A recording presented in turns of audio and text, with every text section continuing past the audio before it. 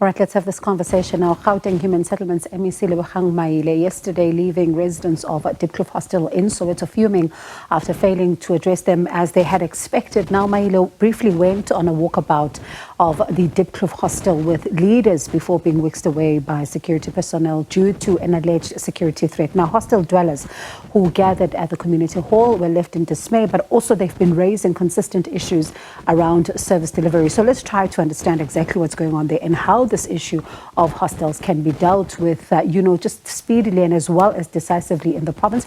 We're speaking to Gauteng Human Settlements Chief Director Sthenjwa Ngcobo, who joins us live in studio now. Thank you so much for your time this evening. If you are able to tell us, what was the security threat? I may not be privy. Good evening. I may not be privy, with the details of the security issues. Those otherwise there wouldn't be security issues. Yeah. So, but I am fully aware because I was there with the MEC, and also it wasn't really unpacked, at least to us as technocrats, that the MEC was going to address a huge gathering. It was a question of him addressing the leaders so that they begin to articulate all the issues on behalf of the masses until such time that there would have been agreements on concrete plans and so on. Then the political leaders, probably in the form of the MEC or the mayor or whoever might be, can then address the masses of people.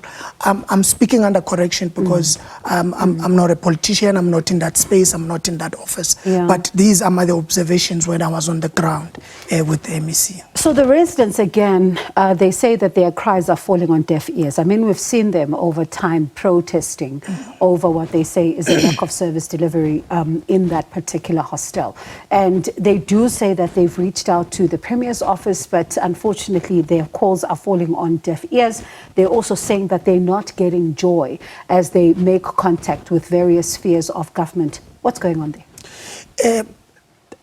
Firstly, I need to articulate that the Diepkloof Hostel, just like many other hostels in Soweto, are owned by the City of Johannesburg. The City of Johannesburg has a responsibility to provide service delivery in terms of its bylaws and so on. People must have water and so on and all those things. But added to that, because it is their property, they've got a duty to do maintenance and ensure that where there are broken windows, they fix them and so on and things like that. The main challenge is that Diepkloof, just like many other hostels, the 65 hostels that we have in Gauteng, it's in a terrible, bad state to a point where you won't be blamed if you say it's unfixable. The basic question or issue or intervention is to just demolish and rebuild, which is the plan that the Provincial Department of Human Settlement is actually driving. But you see, because putting a house, a development like that takes time. The planning would take anything between 3 to 5 years, and then there will be bulk infrastructure issues before you lay a brick of a single house. But while that is happening, people need to be given services. They need to have electricity. Stormwater need to run properly, not into their houses and so on. Where there are cracked walls and roofs and so on, those need to be repaired. So just so that I don't lose this point, the city needs to provide the services. Yes. And then this plan to demolish and rebuild, is that the provincial government?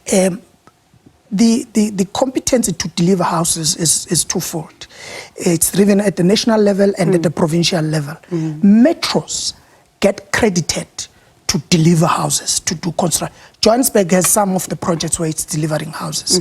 So as much as it is the competency of the province, there needs to be a collaborative effort between the provincial government, the department, and the city, because the city receives a grant which we call USDG, Urban Settlement Development Grant, whose sole purpose is to deal with infrastructure and build infrastructure and lay foundation for human settlement development to actually happen. So the reason I ask for the competence is that there's been a lot of work and a lot of focus when it comes to, I'm going to use the Diepkloof Hostel for example. Yes. You go back to the time when we still had Premier Nomvula Mukonyan, when we still had Bob Amos Masondo, when we still had so many people that passed through the ranks of leadership in the province of Gauteng and in the city of Johannesburg. The residents were told at the time that there's going to be housing develops and all of that, and we've seen the developments, we've seen some of the structures that have been built in the last few years. Those structures were also vandalized, and some of the people then ended up giving themselves those structures. We also saw the temporary units of those structures as well that were also housing certain individuals as well. Fast forward to 2024. We're still hearing of plans to demolish the hostels, plans to be able to deal with some of the structures that have dilapidated today. What exactly is the holdup? Because you cannot be, as a government, for over 20 years, be battling with one problem. That is very true. I will take you a little bit back. There was a program to deal with hostels called the community residential units. I think you're referring by the houses that are standing empty, yes, vandalized. They were as a result of that policy, that intervention. That intervention did not succeed. I think the way it was implemented, it didn't take on board all stakeholders' needs and so on. It was a failure. Then the government needed to retreat and reset.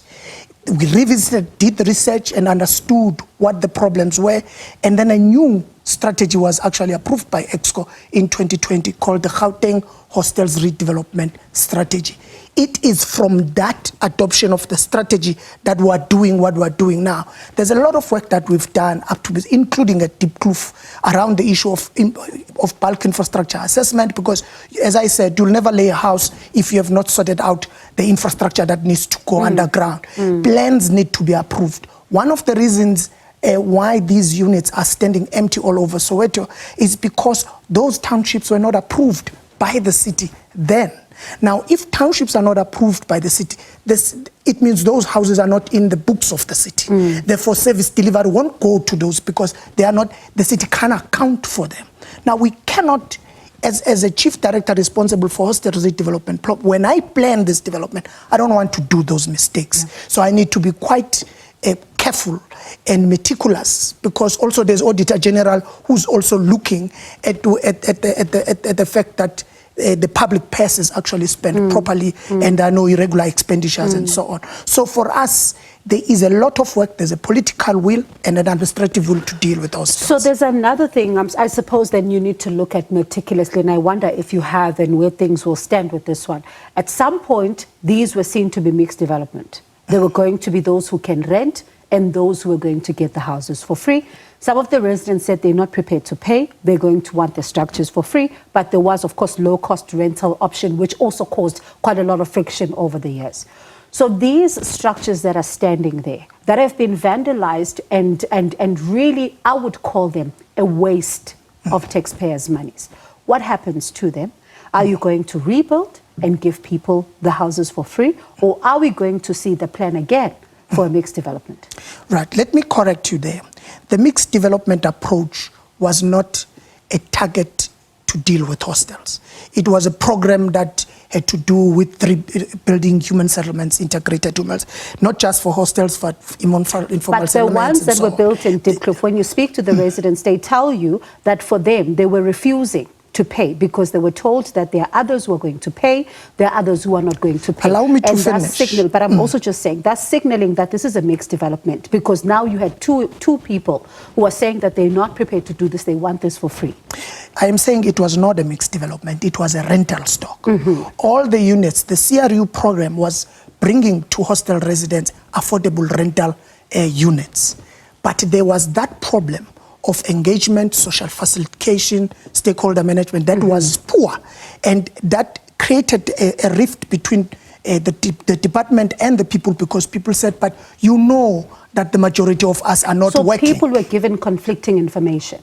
I would because that's what they say. So. Yeah. Yes, that they were told that they will rent, probably they will not rent, and get for free, and all of that. But those housing stock, with all intent and purposes, were a low rental stock for hostel residents. It was never mixed when those were developed, except the issue of Jabulani, where the city deliberately approached the province and said, we will have in this particular section of the project a rental stock that is not even now managed by Joshko. The rest will be RDP walk-ups. And that communication was made quite clearly. But all these others that we are talking about were as a result of the community residential units program, which about the low cost, the low rental stocks for the hostels. How do you begin to fix it? Because I'm sure you'll agree over time that it's been the white elephant. It has been. A decision after the adoption of the strategy, the decision, and its part is contained in the strategy itself, that to deal with the CRU units, they need to be fixed and to be allocated as the BNG or RTP walk-ups to deserving beneficiaries in the hostels. The challenge you might get, because if you don't manage that properly, you would find, for an example, in Diepkloof that there are 82 units that are standing empty, and there are 3,000 people who want houses. You need to manage that quite carefully and not play into the gallery. You need to pull on board the qualification criteria of who do you allocate. Probably you start with the elders, the women, and so on, and things like that. But you need the buy-in of the hostel residents for you to actually do that, because these hostels are no longer male hostels. Now you've got ladies there, you've got kids, you've got all grown-up grandmothers and so on. So when you begin to do that, you need to actually talk and engage, which is exactly part and parcel of why there was a visit by the MEC, and there's a follow-up meeting tomorrow where he will be engaging and come up with a concrete plan with the mayor that is then going to I was going to ask you about that. So are they both going to be addressing the pool, like the group of community residents, or are you still expecting that it might be maybe the leaders only? How is it going to unfold? I may not be privy about who is going to be there.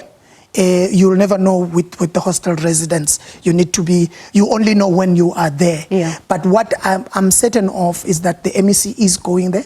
There has been a communication from the MEC's office to the mayor that indeed confirming that engagement is actually happening tomorrow. And as officials, we will be there as well. So what target have you set yourself in terms of the time within which this issue of the hostels is dealt with?